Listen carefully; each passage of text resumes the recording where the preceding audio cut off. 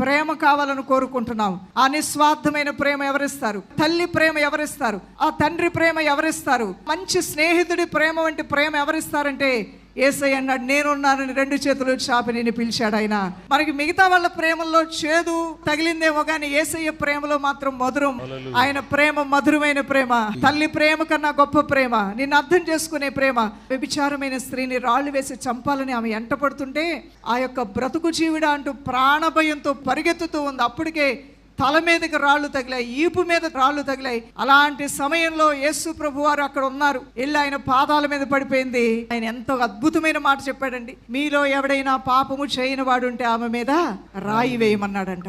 ఎవ్వరూ కూడా ధైర్యం చేయలేకపోయారు, రాళ్ళన్నీ పడేసి వెళ్ళిపోయారు. అమ్మా, నేను కూడా నిన్నేమి అనను, ఇక మీదట పాపము చేయక నీ బ్రతుకుని మంచితనంతో కట్టుకోమ్మా. ఆమె జీవితం బాగుపడిపోయింది. దేవుడు ఆమెను కాపాడాడు. హల్లెలూయా.